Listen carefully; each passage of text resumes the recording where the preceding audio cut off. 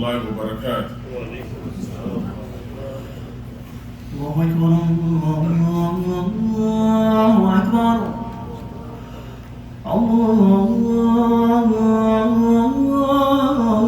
الله أكبر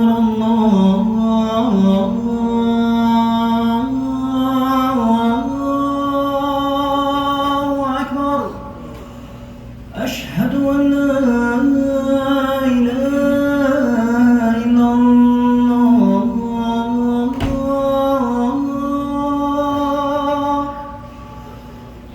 أشهد أن لا إله إلا الله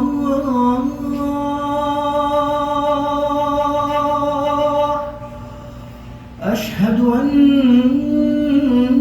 محمدًا رسول الله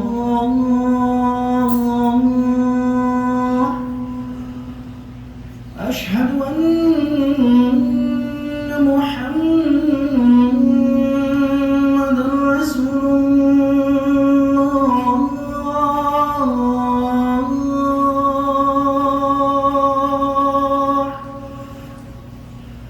حي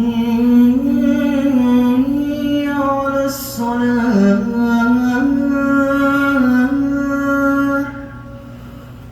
حي على الصلاة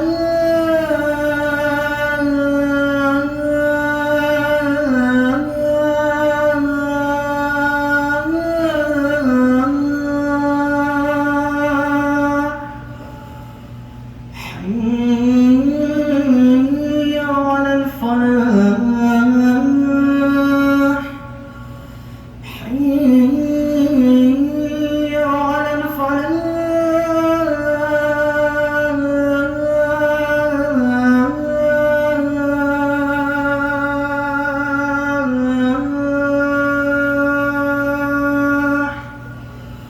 الله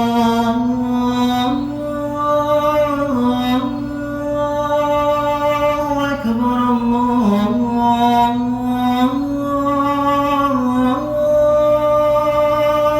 أكبر لا إله إلا الله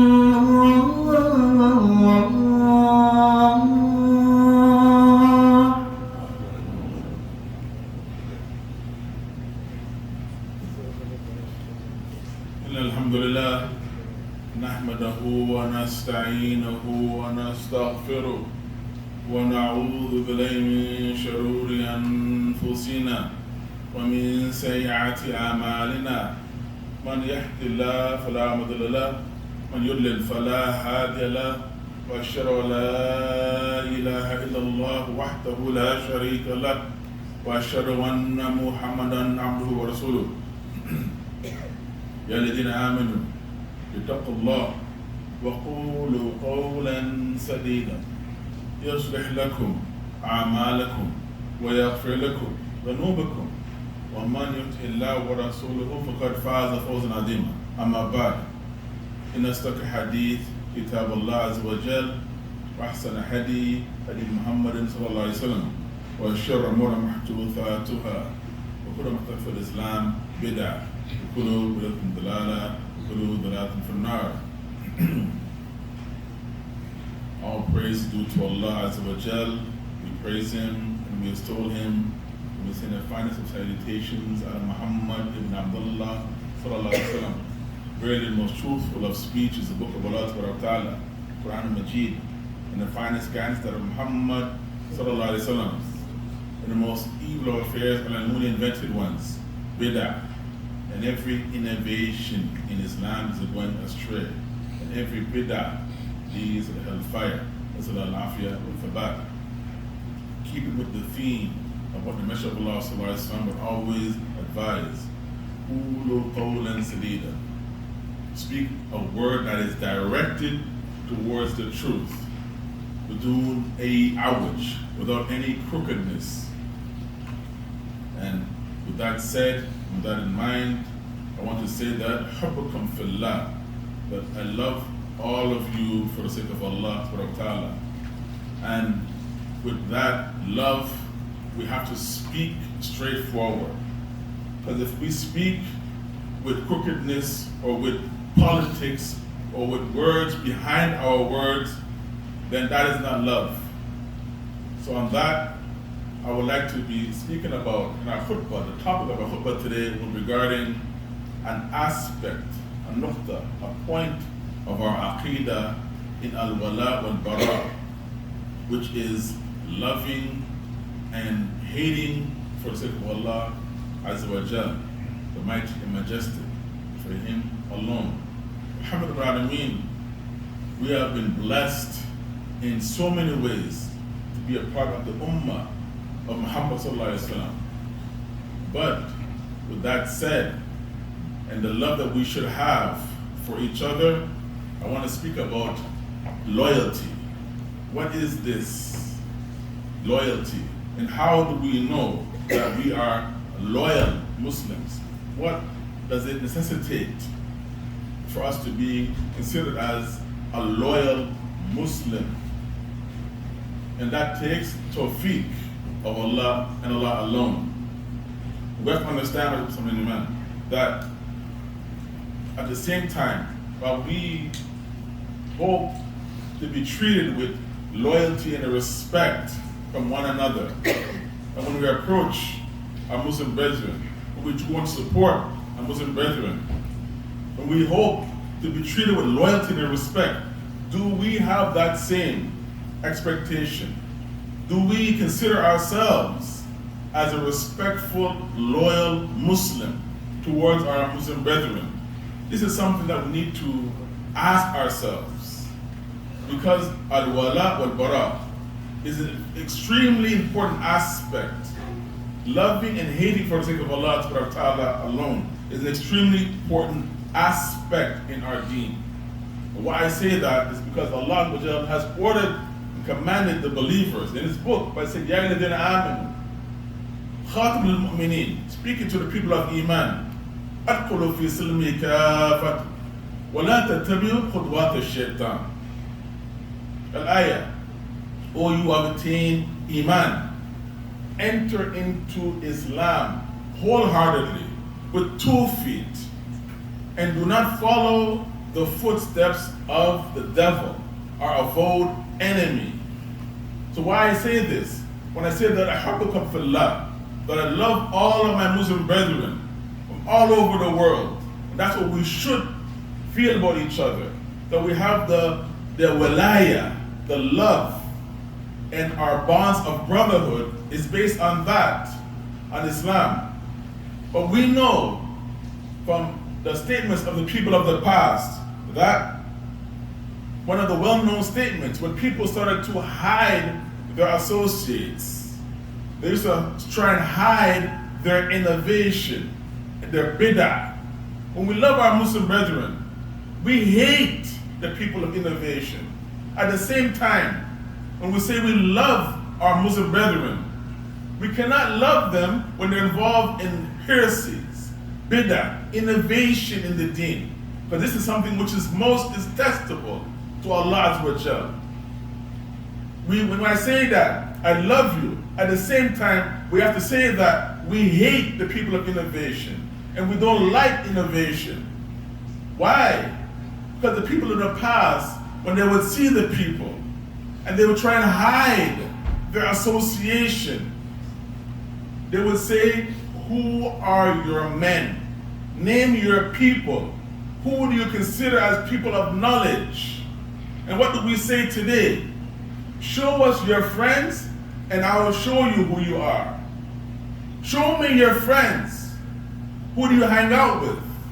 Because we all know, my dear man, that we are in a habit nowadays of taking knowledge or aligning ourselves and associating ourselves with people who are in opposition to Allah and His Messenger sallallahu alaihi wasallam. But yet, we choose with knowledge and understanding these people who are enemies, enemies to the deen of Islam. Because the people of bid'ah are not people of the Sunnah. There are direct oppositions to one another. So as people who will say that we love each other for the sake of Allah, at the same time, we have to have hatred for the people of innovation. Why I say this, is because anyone who says that they love you for the sake of Allah, but at the same time associates with the people of innovation or tries to hide their association, they're being disingenuous to you and towards the deen of Islam. Because the Messenger of Allah has stated in certain terms, الرجل على دين خليلي فلينظر أحدكم لمن يخالف. That the man is on the deen, is upon the way of life of their associates. So look to who you keep in your close association. So when we say this, at the same time, when we're confronting our brother, because the Prophet ﷺ said, Adina nasiha, adina nasiha, adina nasiha, that the deen of Islam, the Islamic way of life, is nothing other than sincerity of advice. And he said that 3 times. So when we see our brother associating with people who are in direct opposition to Allah and the Rasul, sallallahu alaihi wasallam, and they say that they are the problem, we know, they say, that those people have a problem, but yet we're associating with those individuals. Do we not expect that some of their ill characteristics will rub off on us, or vice versa? If it is as we claim that they're the problem, not us. Because we know the statement and the well-known saying that like attracts like. Birds of a feather flock together. So we make the claim that yes, I know that they're an innovator. They have innovations and they're people of bid'ah, but yet I willingly associate with them on a regular basis. And we know that you'll never find an eagle flying with or roaming around with chickens. There's a difference. So being sincere to the statement of يَقُولُ قَوْلًا سَدِيدًا, I know that many of us will be rubbed the wrong way for what I have to say, but realistically speaking, as an ummah, we are lacking in some very fundamental aspects of our deen. And as an ummah, we are teaching and training our innocent children to be racist towards one another. We have to understand this one, Iman, that for us to live by the ideology of having a superiority complex or to feelings of xenophobia towards one another is a disease. And the Rasul Sallallahu Alaihi Wasallam, he is bari, he is free from anyone who calls to those calls of jahiliyyah. There's a hadith in the Sunan of Abu Dawud, and Jabir bin Mut'im reported that the Rasul Sallallahu Alaihi Wasallam has stated, لَيْسَ مِنَّا مَنْ دَعِ الْعَصَبِيَّةٍ وَلَيْسَ مِنَّا مَنْ قَتَلَ عَلَى عَصَبِيَّةٍ وَلَيْسَ مِنَّا مَنْ مَاتَ عَلَى عَصَبِيَّةٍ. O Sallallahu Alaihi Wasallam, he is not one of us who calls to nationalism.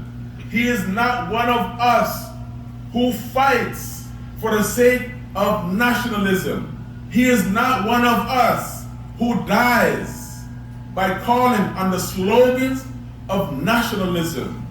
So my dear man, we need to know that there are diverse forms of this call to nationalism or xenophobia.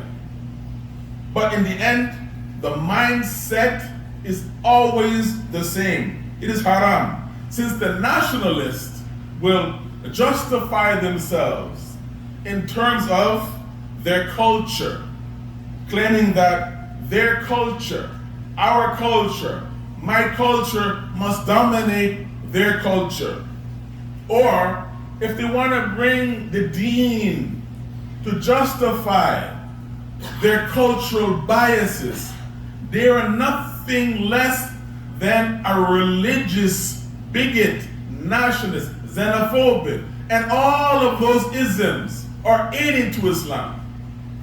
إنما المؤمنون إخوة فأصلحوا بين أخويكم واتقوا الله. Allah says that verily the mu'min, the people of Iman, are brethren. So we must make the reconciliation between ourselves. We must never further divide ourselves with the slogans of Jahiliyyah. Alhamdulillah, the Hajj season is coming. And that's when we'll see the multitudes of Muslims from all over the globe coming together for the sake of Allah Ta'ala, to worship Allah Ta'ala. So let's understand what it's Iman. That our deen is complete and our deen is beautiful. And there are many ayats, there are many verses in the Quran, and there are many hadith warning us to stay away from any form of xenophobia or nationalism.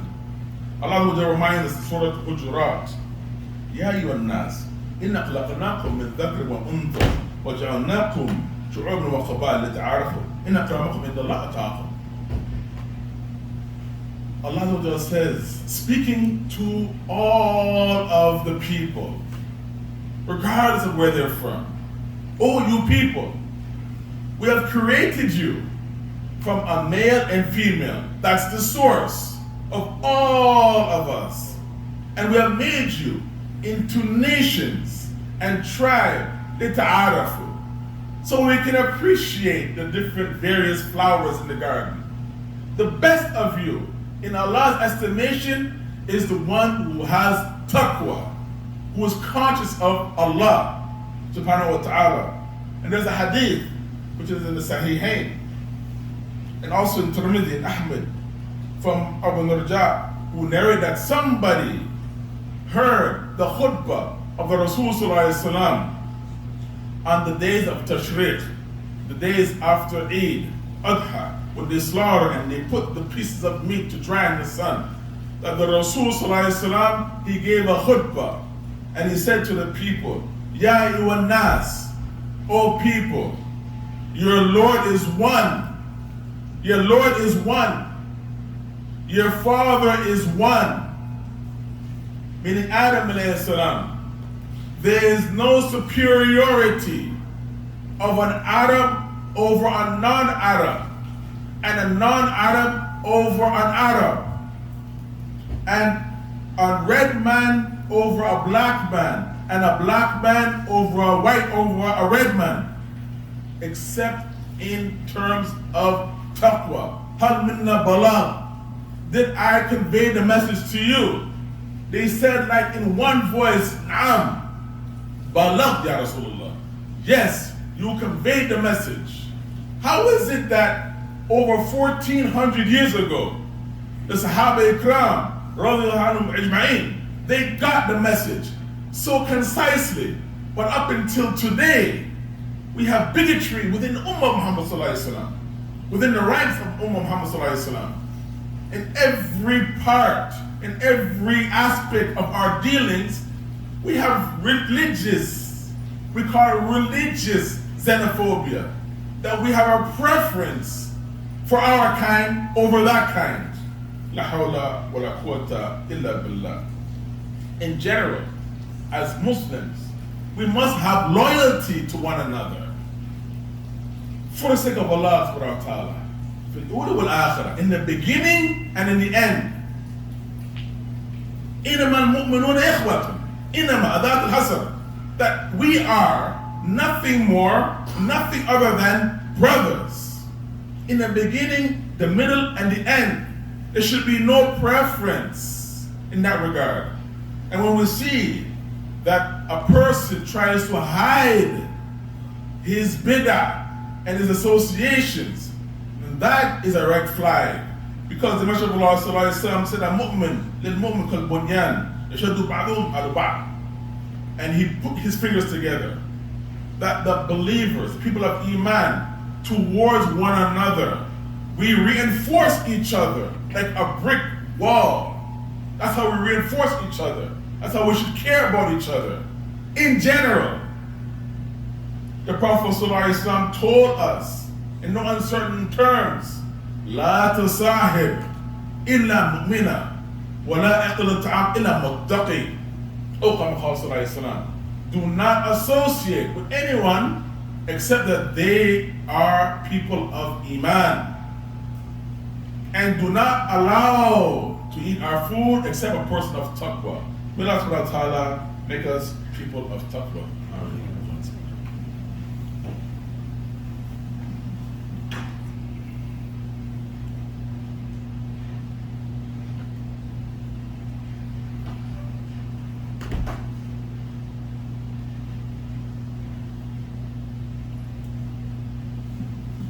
Bismillah, salatu salam ala Rasulullah wa ala alihi wa sallam. For those who are coming in late, the topic of today's khutbah was regarding al-wala wal-bara, loyalty and disavowment for the sake of Allah and Allah alone. Alhamdulillah, the Prophet ﷺ, he always advised in his khutbah tahaja, the speech of need, that speak a straightforward word. And as straightforward as I can speak is that we love each other and we should love each other for the sake of Allah, but to be straightforward as Muslims, striving to be people of Iman, we have a lot of issues to work out within ourselves. As I told you, that loving and hating for the sake of Allah must be for those people who have love for the sake of Allah, for those who are trying to hold on to the sunnah, sahiha, to the correct deen. They're striving, they're making an effort to hold on to the deen. Well, alhamd. That's what we should be looking for within one another. But ma'asaf shadeed, up until now, although Rasul ﷺ conveyed the message over 1400 years ago about asabiyya and qawmiyya, nationalism and tribalism and racism, xenophobia, it's at an all-time high within the Muslim Ummah. And we all know that this exists. So we cannot turn a blind eye to this. We all know that this exists up until today. We still have honor killing in almost every Muslim community. Why is that? Due to xenophobia. So we're most specifically speaking about loyalty. What is loyalty? Who is considered as a loyal Muslim brethren?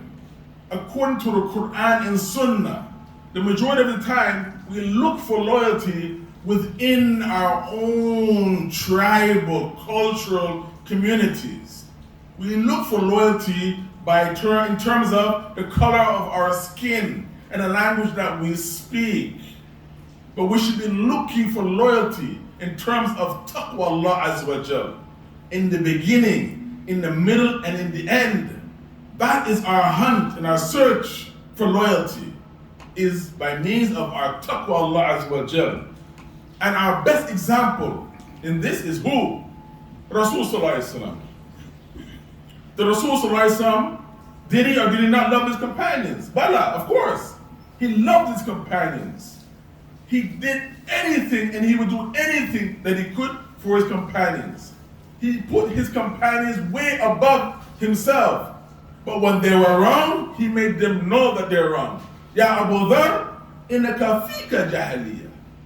When Abu Dhar said what he said to Bilal ibn Rabah, and we all know the story, he pulled them up right away, regardless of his tribal status. Ya Abu Dhar, innaka fika jahiliya.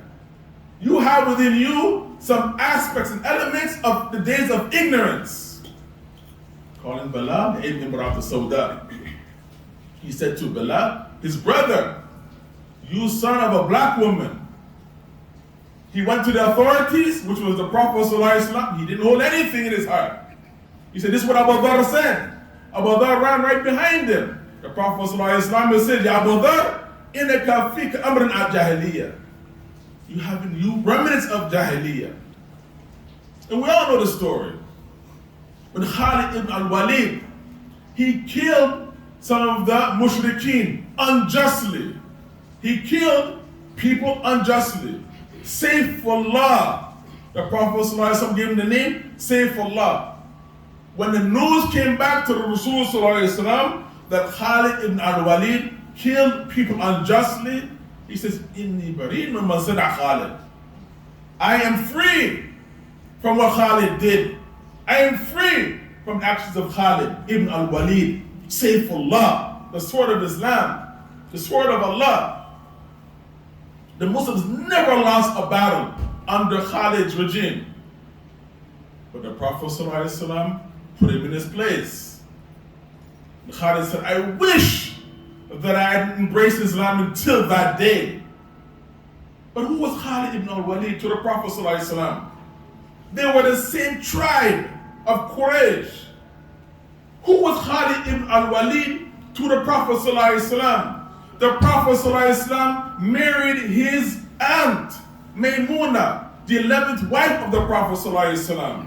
But yet, he made it clear that I am free from the actions of Khalid, because he was wrong. The Prophet ﷺ, he said, لو سرق فاطمة بنت محمد لقطع يدها.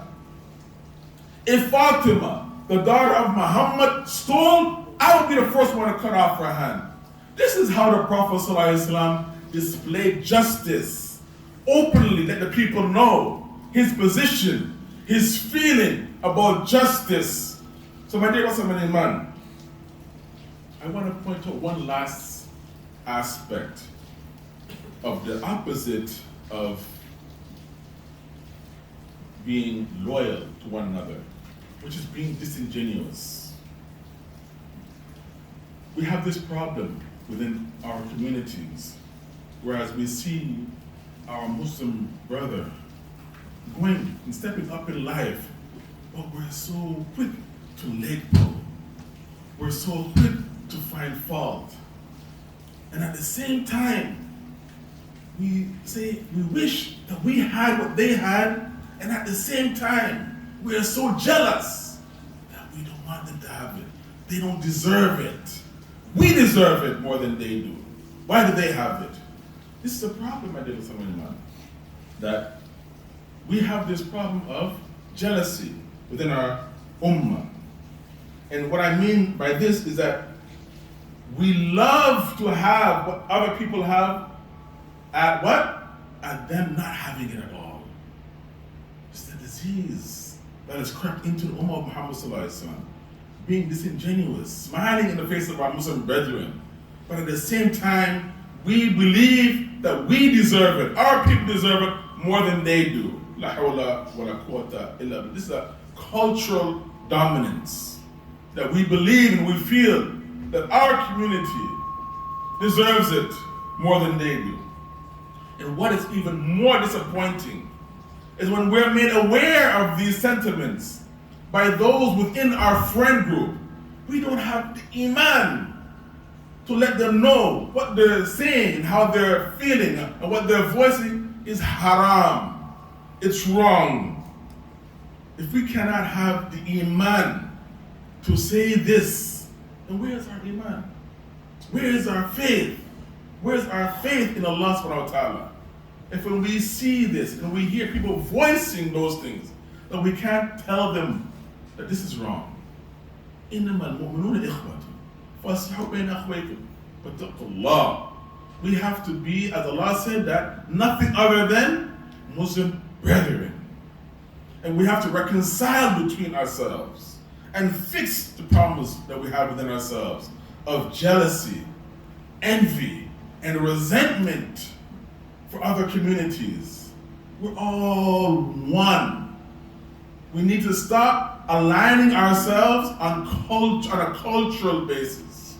We need to stop aligning ourselves with those within our community because they look like us and they speak our language. Have we ever wondered, why is it that we've been together so long as a cultural community and we're not achieving anything? We're not going anywhere. It seems like we go 2 steps forward and 10 steps back. Because the Rasul ﷺ had stated, Al-Ayn al-Haq, that the evil eye, the Nadar, is a reality. The majority of the Ummah of Muhammad ﷺ will die. Why? Because of the Nadar. We need to look and wish good for our Muslim brethren, regardless of where they come from, regardless of what part they come from of the same country that we're in, regardless of the language what they speak. When you see something within yourself or your Muslim brethren, say words of blessing. Barakallahu feek. May Allah subhanahu wa ta'ala bless all of us. May Allah subhanahu wa ta'ala have mercy on the shuhada who have died in the Gaza Strip. May Allah subhanahu wa ta'ala stop the suffering all over the world. May Allah help our Muslim brothers and sisters who are suffering in Afghanistan. May Allah help those who are suffering in Afghanistan. May Allah help those who are suffering in all of the Muslim world. Ya Rabbal Alameen. Inna Allah wa malaikatahu yusalluna 'alan nabi. Ya alladhina amanu. اللهم صل على محمد وعلى ال محمد كما صليت على ابراهيم وعلى ابراهيم انك حميد مجيد. اللهم بارك على محمد وعلى ال محمد كما باركت على ابراهيم وعلى ابراهيم انك حميد مجيد. ربنا آتنا في الدنيا حسنه